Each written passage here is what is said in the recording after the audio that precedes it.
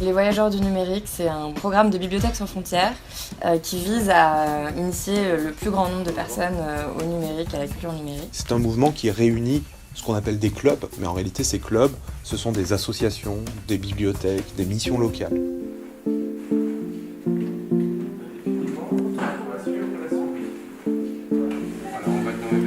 Nous, notre travail, c'est de former ces clubs, c'est de les accompagner, c'est de leur donner les moyens d'organiser sur les territoires des activités autour du numérique.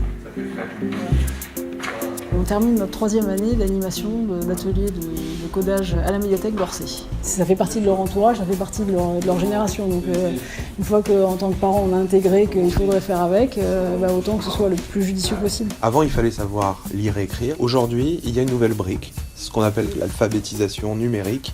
Et ça c'est une mission de base de Bibliothèques sans frontières. Quand j'ai pris contact avec Bibliothèques sans frontières, on m'a tout de suite aiguillé vers la formation chez les Voyageurs du numérique.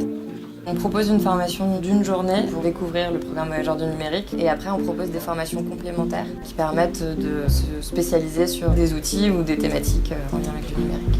Les Voyageurs du numérique, ce sont aussi des ressources, des fiches d'activité, des parcours pédagogiques et ensuite des bénévoles qui peuvent venir dans votre structure parce que vous, dans votre structure, vous n'avez pas forcément le temps d'organiser ces ateliers.